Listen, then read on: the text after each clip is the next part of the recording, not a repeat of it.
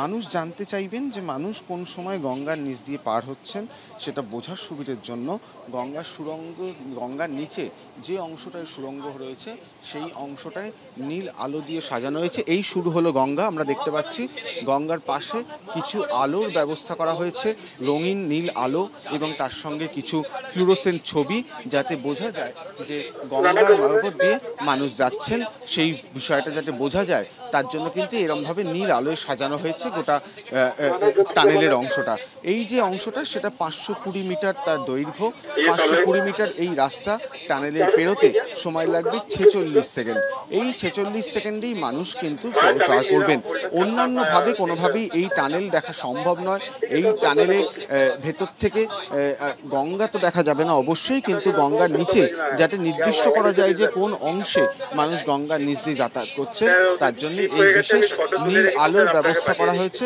এবং নীল আলোতে শুধুমাত্র বিভিন্ন অ্যানিমেশন ছবি, তাতে মাছ, শুশুক বা অন্যান্য জলজ প্রাণী, উদ্ভিদ সেগুলোর ছবি দেওয়া হয়েছে এবং তার সঙ্গেই নীল আলোর ব্যবস্থা করা হয়েছে।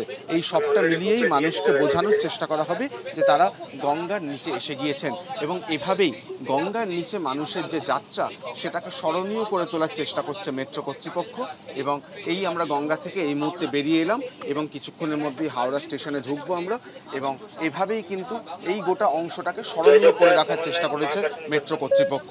তার ফলে এই যে মহাকরণ থেকে হাওড়া ময়দান তার মাঝে 520 মিটার গঙ্গার নিচে, যেটা পেরোতে সময় লাগবে 46 সেকেন্ড, মানুষ বুঝতে পারবেন কোন মুহূর্তে তারা গঙ্গার নিচে রয়েছেন। ক্যামেরা স্বপন মজুমদারের সঙ্গে অরিজিৎ ভট্টাচার্য, এবিপি আনন্দ, কলকাতা। এসপ্ল্যানেড স্টেশন হতে চলেছে কলকাতার পিকাডিলি সার্কাস, অর্থাৎ এই স্টেশন থেকেই মানুষ একাধিক মেট্রো রুট অ্যাভেল করতে পারবেন। এই যে ম্যাপ সেখানেই বিষয়টা স্পষ্ট হবে।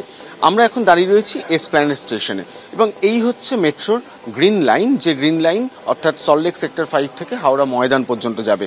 এই যে মাঝের অংশটি এসপ্ল্যানেড থেকে শিয়ালদা মেট্রো, এর মাঝেই পড়ছে বউবাজার, যে অংশে এখনো পর্যন্ত কাজ শেষ হয়নি। আমরা জানি বউবাজার বিপর্যয়ের ফলে এখনো এখানে কাজ শেষ হয়নি, কিন্তু কাজ শেষ হয়েছে হাওড়া ময়দান থেকে এসপ্ল্যানেড পর্যন্ত।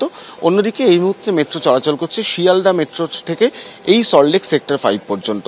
এবং এই যে এসপ্ল্যানেড স্টেশন, এটা গ্রিন লাইনের এসপ্ল্যানেড স্টেশন, এটা ব্লু লাইনের এসপ্ল্যানেড স্টেশন। এখান থেকে সরাসরি হেঁটে যাতায়াত করার ব্যবস্থা থাকবে এবং এখানেই মেট্রো চেঞ্জ করে মানুষ এই ব্লু লাইনে চলে যেতে পারবেন, যেটা একদিকে রয়েছে দক্ষিণেশ্বর আপের দিকে, এবং ডাউনের দিকে যখন আমরা দেখব তার আরেক প্রান্তে রয়েছে কবি সুভাষ মেট্রো রেল স্টেশন, বা যেটাকে নিউ গড়িয়া বলে মানুষ চেনেন। সার্বিকভাবে এভাবেই কিন্তু মেট্রোর ম্যাপটা তৈরি হচ্ছে এবং এসপ্ল্যানেড হয়ে উঠছে একটি অত্যন্ত গুরুত্বপূর্ণ স্টেশন। ক্যামেরায় স্বপন মজুমদারের সঙ্গে অরিজিৎ ভট্টাচার্য, এবিপি আনন্দ, কলকাতা।